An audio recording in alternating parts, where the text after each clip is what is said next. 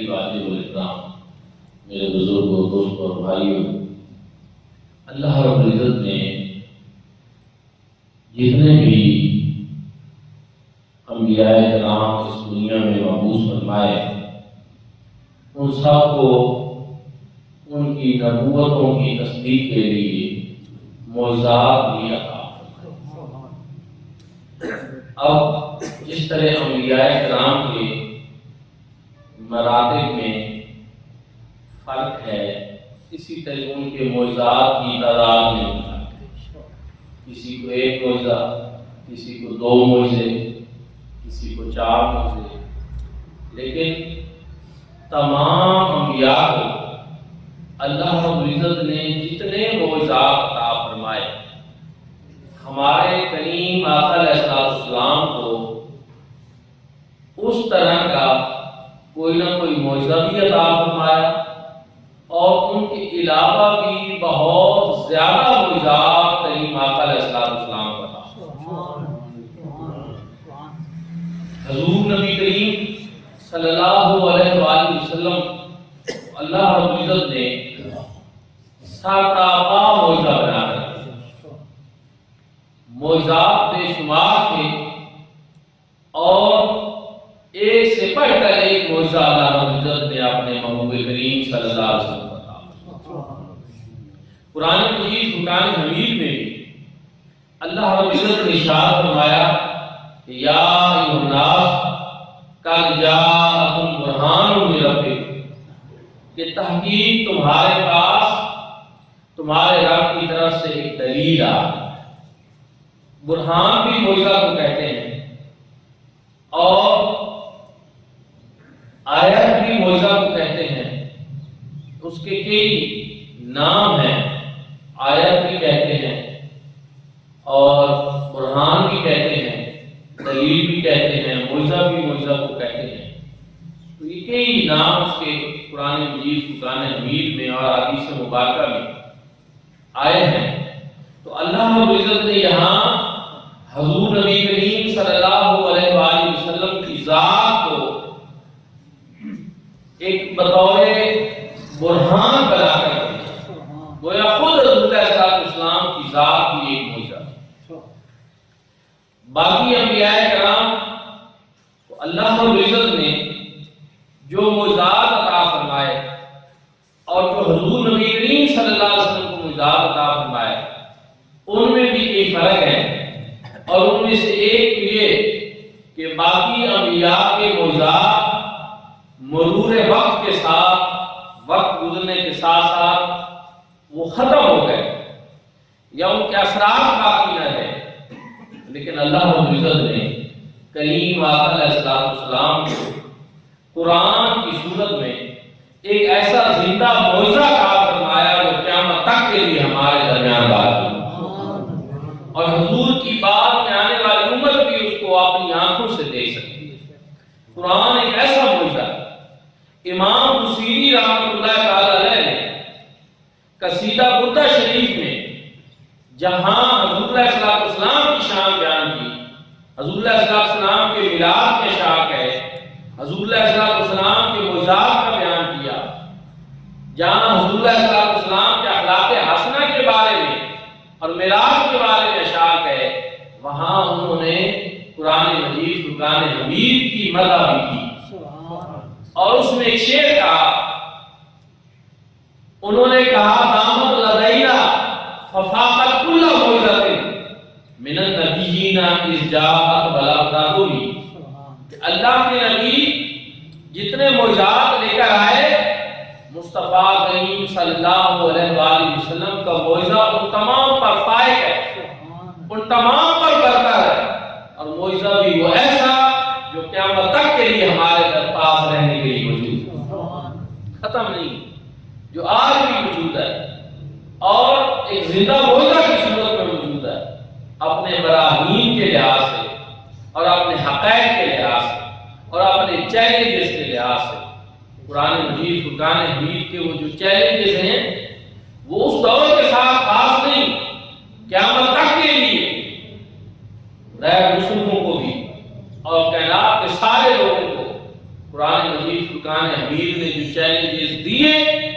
آج تک نہ ان کو کوئی قبول کر سکا ہے نہ ان کو کر سکے گا۔ تو قرآن مجید فرقان حمید حضور علیہ السلام کے معجزات میں سے بہت بڑا تھا۔ کاش کہ امت کو بھی اس معجزہ عظیم کی قدر و منزلت کا احساس ہو اور اس کی طرف اس طرح انسان رہنمائی دے قرآن مجید فرقان حمید سے جس طرح رہنمائی دے گا۔ دوسری چیز حضور علیہ السلام کا جو معراج کا معجزہ یہ بھی ایسا معجزہ ہے کہ باقی انبیاء کرام کو اپنے اپنے لحاظ سے معراج تو ہوئی، لیکن جس طرح اللہ رب العزت نے اپنے محبوب کو معراج کرائی اس طرح کی مثال کہیں اور اس معراج میں جو نشانیاں دکھائی گئی، جو اللہ رب العزت کی طرف سے برکتیں اور رحمتیں ظاہر ہوئی، ان کی مثال دینا بھی نہ۔ پھر دوستان ذوالفقار اسی طرح حضرت موسیٰ علیہ السلام مقام طیہ پہ پہنچے اور ان کی قوم ان کے ساتھ گئی تو دریا نے پہلے تو راستہ دے دیا اور پھر اس کے بعد بے آب و گیہ صحرا تھا، وہاں پانی نہیں تھا، قوم کو پیاس لگی۔ وَإِذِ اسْتَسْقَىٰ مُوسَىٰ لِقَوْمِهِ فَقُلْ اضْرِب بِّعَصَاكَ الْحَجَرَ، تو قوم نے کہا کہ جناب موسیٰ میں پانی دے، تو رب تعالیٰ نے فرمایا کہ آپ اپنا عصا پتھر پر مارے تو پانی کے 12 چشمے جاری۔ خان فاجرات میں حسنہ تاشرات ہے، پانی کے 12 چشمے جاری اور ہر ایک قبیلے نے 12 قبیلے تھے، ہر قبیلے نے اپنا گھاٹ کی پہچان لیا کہ ہم نے کہاں سے پانی پیا۔ یہ ایک بڑا معجزہ ہے جو حضرت موسیٰ علیہ السلام سے ظاہر ہوئی، لیکن اس معجزے میں ایک چیز یہ ہے کہ پتھروں سے پانی کا نکلنا، چشموں کا نکلنا، یہ ایک ایسی بات ہے جو ویسے ہوتی رہتی۔ ہمارے علاقے میں کئی چشمے موجود ہیں، یہ الگ بات ہے کہ ان کا یہ بڑا معجزہ ہے، رب نے حکم فرمایا اور انہوں نے عصا مارا اور پتھر سے پانی کے چشمے جاری۔ لیکن حضور علیہ السلام نے آپ نے جہاں سے پانی نکالا کہ برتن میں آپ نے اپنا دست اقدس رکھا اور کریم آقا علیہ السلام کی انگلیوں سے پانی کا چشمہ جاری۔ یہ کیسی چیز ہے کہ انگلیوں سے پانی کے چشمے جاری ہونا یہ کوئی روٹین نہیں ہے، یہ کوئی کسی نے کبھی سنا نہیں ہے، یہ ایسا ہوتا نہیں ہے۔ حضور علیہ السلام نے گویا پانی جاری کرنے کا اور چشمہ جاری کرنے کا ایک ایسا معجزہ ظاہر فرمایا کہ اس سے پہلے کائنات عالم میں اس کی کوئی ہمیں مثال نہیں۔ اسی طرح حضرت داؤد علیہ السلام کے بارے میں آپ نے سن رکھا ہے کہ وہ لوہے کا کام کرتے اور اللہ نے ان کو یہ معجزہ عطا فرمایا تھا کہ وہ لوہے کو بغیر گرم کیے اپنے ہاتھ سے جدھر چاہتے وہ موڑتے تھے۔ اللہ پاک نے ان کے ہاتھ میں یہ برکت رکھی اور لوہے کو پتا تھا کہ یہ پیغمبر کے ہاتھ ہے، جدھر وہ موڑنا چاہتے تھے بغیر گرم کرتے ہوئے موڑتے تھے۔ یہ حضرت داؤد علیہ السلام کا معجزہ ہے، لیکن حضور نبی کریم صلی اللہ علیہ وسلم کا معجزہ بھی آپ سماعت فرمائیں کہ جنگ کے دوران حضرت عکاشہ کی تلوار ٹوٹ گئی، حاضر ہوئے یا رسول اللہ مجھے تلوار عطا، اور آپ کو پتا ہے کہ جنگ بدر، جنگ احد، یہ تو وہ جنگیں ہیں کہ جن میں ساز و سامان کی بڑی کمی تھی اور اضافی کوئی تلواریں نہیں تھی۔ حضور علیہ السلام نے یہ نہیں فرمایا کہ عکاشہ جب مجھے معلوم ہے کہ ہمارے پاس سامان جنگ کی کمی ہے، اسلحہ پہلے ہی موجود نہیں، تلواریں کم ہیں، تو اب میں دوران جنگ کیسے نئی تلوار بنا کر دوں؟ لیکن آپ کو پتا ہے کہ در مصطفیٰ صلی اللہ علیہ وآلہ وسلم کو اللہ رب العزت نے ایسا ڈر بنایا جہاں سے کسی شاعر کو خالی نہیں ہوا۔ حضرت عکاشہ حاضر ہوئے میرے آقا علیہ السلام کے پاس کھجور کی ایک خشک چھڑی تھی، میرے آقا نے اس کو اٹھایا، کھجور کی خشک چھڑی تھی، فضا میں لہرایا، کھجور کی خشک چھڑی تھی، فرمایا کاشا یہ تلوار لے۔ ابھی میرے آقا کا اتنا فرمانا تھا کہ کھجور کی خشک چھڑی لوہے کی تلوار تھی۔ اب لوہے کا ہاتھوں میں موڑنا یہ ایک ایسا عمل ہے کہ ایک معجزہ ہے یہ حضرت داؤد علیہ السلام کا، لیکن اللہ نے لوہے کی اصل میں اور اس کی حقیقت میں یہ چیز رکھی ہے کہ وہ مڑ جاتا ہے، چلو ٹھنڈا نہ مڑے تو گرم کر کے موڑ لیا جاتا ہے، یہ اس کی اصل میں تو ہے نا، یہ چیز اس کی حقیقت میں تو ہے۔ لیکن یہاں میرے آقا جو معجزہ دکھا رہے ہیں کہ میرے آقا لوہے سے تلوار نہیں بنا رہے کہ لوہے کی کوئی چیز تھی اور اس کو تلوار بنا کے، نہیں، میرے آقا نے کھجور کی خشک چھڑی سے لوہے کی تلوار بنا۔ اور اس روایت کو حضور ذالعلومہ حضرت جسٹس پیر محمد کرم شاہ الازہری رحمۃ اللہ تعالی علیہ نے ضیاء النبی شریف میں بھی نقل ہے، اور محدثین نے اس کو بیان کیا کہ میرے آقا علیہ السلام نے کھجور کی خشک چھڑی کو لوہے کی تلوار بنا دی، اور وہ تلوار ان کے پاس موجود بھی رہی۔ میں پڑھ رہا تھا ایک کتاب میں کہ حضرت عثمان غنی رضی اللہ تعالیٰ عنہ کے دور تک وہ ان کے پاس موجود تھی اور ان سے جنگیں لڑتے۔ یہ ہمارے کریم آقا کی شان، یہ میرے آقا کے معجزے، اس طرح میرے آقا کے دست اقدس سے معجزات کا ظہور ہوتا۔ اچھا، پھر اسی طرح دوستان دل کا کھجور کی خشک چھڑی کو لوہے کی تلوار بنا۔ حضور علیہ السلام نے ایک ایسا کام کیا کہ لکڑی کی اصل اور حقیقت میں یہ نہیں کہ اس سے لوہا بنے، لیکن میرے آقا جب چاہیں ایسا معجزہ کر دیں جو اس چیز کی اصل اور حقیقت میں بھی غبار نہ۔ اس پہ ایک اور میں حدیث پاک بھی آپ کو سناتا ہوں۔ حضور نبی کریم صلی اللہ علیہ وآلہ وسلم نے ارشاد فرمایا، ایک جب کو پہاڑ کی طرف نگاہ رحمت اٹھی تو میرے آقا نے ارشاد فرمایا، احد جبل یحبنا ونحبہ، یہ احد ہے، پہاڑ ہے، پہاڑ ہو کر ہم سے محبت کرتا ہے، ہم اس سے محبت کرتے ہیں۔ اب آپ سب جانتے ہیں کہ پہاڑ دل نہیں رکھتے، اور محبت کے لیے دل کا ہونا ضروری ہے۔ دل محبت کے لیے ایک ذات ہے، محبت کے لیے ایک آماجگاہ ہے، محبت کے لیے ایک آلہ ہے جس کا پہلے موجود ہونا ضروری ہے۔ جب دل ہی نہیں ہوگا تو محبت کیسے ہوگی؟ اور پہاڑوں کے دل ہوتے نہیں، آپ بھی پہاڑوں کی سرزمین میں رہتے ہیں، بلکہ الٹا اگر کوئی انسان ہو کر بھی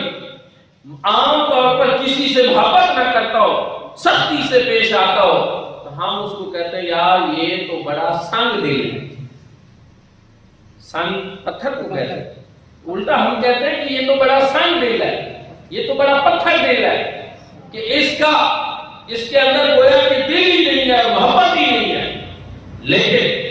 محدثین کرام نے کہا پہاڑوں کے بے شک دل نہیں ہوتے، لیکن اگر کریم آقا علیہ السلام کی ایک نگاہ محبت وہ پہاڑ کے اوپر بھی پڑ جائے تو اس کو دل بھی عطا کر دیا جاتا ہے، اور دل سے محبت کرنے کا سلیقہ بھی آتا ہے، وہ بھی محبتوں کی آواز کا ہے۔ اب یہ کیا ہے کہ پہاڑوں کی اصل اور ان کی حقیقت میں یہ بات نہیں کہ وہ کسی سے محبت کرے، لیکن جب آقا علیہ السلام کی نگاہ کرم پہاڑ پہ پڑ جائے تو پہاڑ کو بھی محبت کرنا ہے۔ تو یہاں مجھے کہنے دیجیے کہ اگر پہاڑ حضور علیہ السلام اس سے محبت فرمائیں تو جواب میں اس کو محبت کرنا آ جاتا ہے، تو کیا خیال ہے آپ کا اس غلام امتی کے بارے میں جو میرے آقا کا کلمہ پڑھنے والا ہے اور وہ میرے آقا سے محبت کرے تو میرے آقا اس سے کتنی جواب میں محبت کرے؟ کیونکہ حضور علیہ السلام بڑے لجپال ہیں، بڑے کریم ہیں، جو بھی میرے آقا علیہ السلام سے محبت رکھتا ہے میرے آقا اس کی محبت کا قرض اپنے ذمہ باقی نہیں رکھتے، شان رجبازی کا مظاہرہ کرتے ہوئے میرے آقا بھی آپ نے اس امتی اور غلام سے واپس. اس لیے حضور علیہ السلام نے ایسے معجزات دکھائے کہ ان چیزوں سے میرے آقا کے معجزے ظاہر ہوئے کہ جن کی حقیقت اور اصل میں اس طرح کی کسی چیز کا ظاہر ہونا بھی نہیں ہوتا تھا. میرے آقا نے ان چیزوں سے بھی معجزات کو ظاہر کیا. اسی طرح اس تو نے ہنانا کھجور کا ایک تنا تھا اور میرے آقا علیہ السلام مسجد نبوی اس سے ٹیک لگا کر خطبہ ارشاد فرمایا. حضور علیہ السلام کے لیے منبر آیا. جب منبر آیا تو کھجور کا وہ تنا وہ میرے آقا کی جدائی نہ برداشت. صحابہ کرام کہتے ہیں کہ جس طرح کسان کے بلکنے اور رونے کی آواز آتی ہے ہم نے اس سے وہ آواز وہ حضور علیہ السلام کی محبت میں اور جدائی میں رونے لگے. تو میرے بھائیوں اور دوستو جس چیز کے اوپر میرے آقا کی نگاہ کرم پڑ جائے تو وہ کھجور کا خشک تنا اور مڈ ہو تو اس کو بھی حضور علیہ السلام سے محبت کرنا اور پیار کرنا ہے. تو اس طرح دیکھیں کہ کس طرح اسی طرح ایک اونٹ کے پاس سے میرے آقا گزرے. وہ بڑا بدمست ہوا کھڑا تھا. لوگوں نے سمجھا کہ کہیں وہ کریم آقا علیہ السلام کو نقصان نہ پہنچا. لیکن جب میرے آقا اس کے پاس سے گزرے اس نے اپنی گردن جھکا اور اس نے اپنے مالک کی اپنی زبان میں شکایت لگائی کہ یہ مجھ کے اوپر بوجھ زیادہ لاتا ہے لیکن مجھے چارہ کم کھلاتا ہے. میرے آقا علیہ السلام نے اونٹ کی اس شکایت کو سنا اور اس کی بات کو سمجھا اور پھر اس کے مالک کو بلایا اور اس کو کہا کہ تیرا اونٹ یہ اس طرح کی شکایت کرتا. اب اس سے یہ پتہ چلا کہ میرے آقا علیہ السلام کائنات کی ہر چیز کی بولی کو سمجھے. وہ ایک مرتبہ اب تو نہیں بڑا عرصہ پہلے جب ہم دور طالب علمی میں پڑھتے تھے تو کسی نے جو ہے وہ ایک پمفلٹ چھاپا تھا کہ اگر آپ کہتے ہیں کہ آقا سب کی سنتے ہیں تو کوئی انگریزی میں پکارتا ہے, کوئی عربی میں پکارتا ہے, کوئی اردو میں پکارتا ہے, تو کیا آقا کو یہ ساری بولیاں آتی ہیں؟ میرے بھائیوں اور دوستو اللہ رب العزت نے کائنات کی ساری چیزوں کا علم مصطفیٰ کریم صلی اللہ علیہ وسلم کو عطا اور میرے آقا علیہ السلام تو وہ ہیں کہ کائنات کی چیزیں خود بول کر کریم آقا علیہ السلام کو اپنے بارے میں بتا. ابو جہل کی مٹھی میں کنکریوں کا بولنا اس بات کا ثبوت ہے کہ کائنات میں کوئی چیز ایسی نہیں کہ جس کی حقیقت مخفی رہے. جب میرے آقا چاہیں تو کائنات کی وہ چیز اس کی حقیقت میرے آقا علیہ السلام پر ظاہر ہوتا ہے. کوئی چیز ایسی چھپی ہوئی. میں پڑھ آتا حجت اللہ علی العالمین فی معجزات سید المرسلین علامہ یوسف بن اسماعیل نبہانی نے لکھا. انہوں نے کہا کہ جناب آدم علیہ السلام کو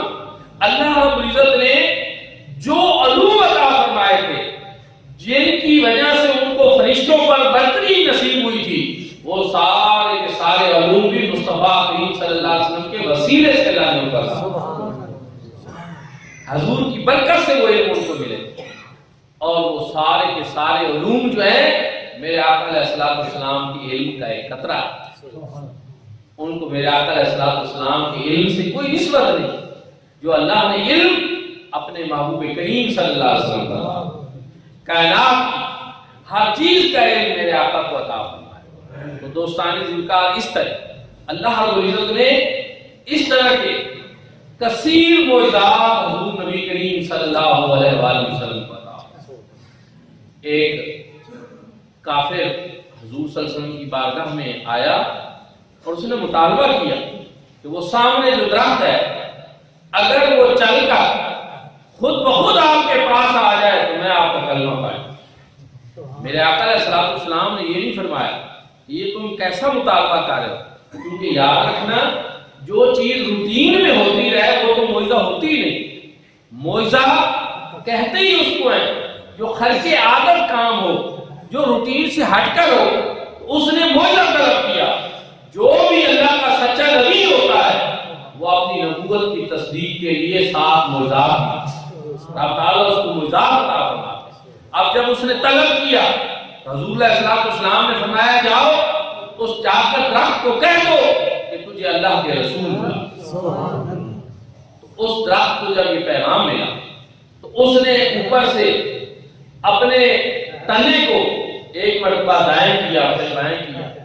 اسی طرح اپنے آپ کو کھیڑا اور گھسٹتے ہوئے کریم آقا علیہ السلام کی بارگاہ میں آ گیا۔ اچھا جب وہ پہنچا تو وہ پھر کہتا ہے کہ اب یہ اپنی جگہ پہ واپس جائے تو میں تب ایمان لاؤں گا۔ میرے آقا نے درخت کو اشارہ کیا، وہ اپنی جگہ پہ بھی واپس چلا گیا۔ امام بصیری نے قصیدہ بردہ شریف میں اس بات کو بھی، اس موعظے کو بھی بیان کیا اور ارشاد فرماتے ہیں کہ جاءت دعوتہ الاشجار ساجدۃ تمشی الیہ علی ساق بلا قدم۔ یا رسول اللہ جب آپ بلاتے ہیں تو آپ کی دعوت کے اوپر وہ درخت بھی چل کر آپ کے قدموں میں آ جاتے ہیں کہ جن کی پنڈلیاں ہی نہیں ہوتی، چلنے کے لیے پنڈلیوں کا ہونا ضروری ہے لیکن وہ بغیر قدموں کے بھی چل کر آپ کی بارگاہ میں حاضر ہیں۔ کسی انسان کو بلایا جائے تو ٹھیک ہے وہ چل کر آئے گا، اس کے پاؤں ہیں، لیکن ایک ایسی چیز کو بلایا جا رہا ہے کہ جس کے پاؤں ہی نہیں، لیکن جب آقا بلائیں تو تمشی الیہ علی ساق بلا قدم، وہ چیز بغیر پنڈلیوں کے بھی چل کر آپ کی بارگاہ میں۔ اس طرح سے آقا کے معجزات ہیں۔ اسی طرح رسول اللہ صلی اللہ علیہ وسلم ایک مرتبہ ندی پہ تشریف فرما، پھر ایک کافر آیا، اس نے کہا وہ جو پتھر ندی کے اس پار پڑا ہے اگر وہ تیرتا ہوا آ کر آپ کے قدموں میں آ گیا تو وہ کلمہ پائے۔ میرے آقا علیہ السلام نے اشارہ کیا، وہ پتھر وہاں سے تیرتا ہوا ندی سے گزر کر میرے آقا کے قدموں میں آیا اور پھر میرے آقا آپ کے اشارے پہ پھر واپس چلا۔ اب دوستانی دلکار ایک چیز اور بھی ہے کہ معجزات کو کئی مرتبہ دیکھ کر بھی کفار جو ہے انہوں نے کلمہ نہیں پڑھا۔ یہ ان کی ایک اپنی بدبختی ہے، ازلی ابدی شکاوت ہے کہ ان کو معجزات دیکھ کر بھی حق کو قبول کرنا جو ہے وہ نصیب نہ ہوا۔ آخری بات یہ ہے کہ اللہ رب العزت نے تمام انبیاء سے زیادہ حضور علیہ السلام کو معجزات عطا کیا، اور علماء کرام بیان کرتے ہیں کہ کسی بھی نبی کے امتیوں سے جو کرامات ظاہر ہوتی ہیں، اگر نبی سے خلق عادت کام ہو تو اس کو معجزہ کہتے ہیں، اور اگر کسی امتی اور ولی سے وہ کام ظاہر ہو تو اس کو کرامت کہتے ہیں، اور یہ دونوں پر حق ہے، معجزہ بھی اور کرامت بھی۔ اور جو کسی غیر مسلم سے کوئی ایسی چیز ظاہر ہو جائے تو وہ جادو ہوتی ہے، استدراج ہوتا ہے، اس کے ارہاس ہوتا ہے،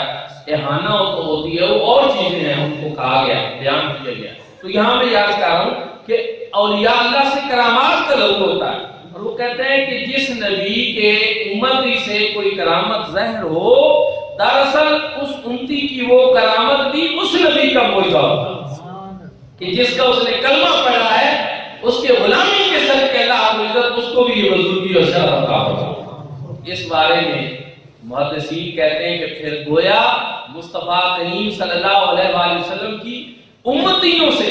جو کلامات کا ظہور ہوتا ہے وہ اتنی کثرت کے ساتھ ہے کہ دیگر امتوں میں کسی اور نبی کے امتیوں کو بھی اتنی کرامات جو ہیں وہ نصیب نہیں ہوئی جتنی اللہ رب العزت نے مصطفیٰ کریم کے امت کے اولیاء اللہ کو نصیب۔ آپ سنتے رہتے ہیں ماشاءاللہ اولیاء اللہ کی کرامات، ایک کی نہیں، دو کی نہیں، آپ لاتعداد کرامات سنتے ہیں، اور جتنی بھی وہ امتیوں کی اور اولیاء اللہ کی کرامات ہوتی ہیں حقیقت میں اس نبی کا معجزہ ہوتا ہے۔ تو اس طرح پتہ یہ چلا کہ اللہ رب العزت نے حضور علیہ السلام کو اتنی عظمت و شان عطا فرمائی تھی کہ جو آپ کو کلمہ پڑھ لیتا ہے تو ان کلمہ پڑھنے والوں کو بھی اللہ رب العزت اتنی کرامات عطا فرمائی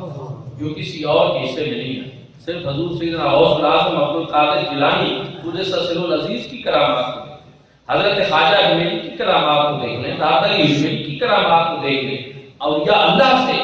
بہت زیادہ کثرت کے ساتھ جو ہے وہ کرامات کا بھی ظہور ہوتا ہے۔ تو یہ ساری چیزیں یہ حضور نبی کریم صلی اللہ علیہ وآلہ وسلم کی عظمت و شان کے اوپر دلالت کرتی ہیں، اور یہ ہماری خوش نصیبی ہے کہ اللہ رب العزت نے ہمیں ایک ایسے آقا کا امتی ہونا نصیب فرمایا کہ جس کے معجزات جیسے کسی کے ذات میں، جس کی عظمت و شان جیسی کسی کی عظمت و شان نہیں، اور جس کو اللہ نے جو خوبیاں مقام اور مرتبے عطا فرمائے، تو وہ کسی نے بڑی خوبصورت بات کر دی تھی کہ بعد از خدا بزرگ تو ہی کے ساتھ رب کے علاوہ تو پھر مصطفیٰ کریم صلی اللہ علیہ وسلم کی ذات ہے جو ان بلندیوں پہ پہنچی۔ امام حضرت شیخ سعدی نے بڑی خوبصورت بات کی کہ بلغ العلا بکمالہ کشف الدجا بجمالہ حسنت جمیع خصالہ صلوا علیہ وآلہ آخر دعوانا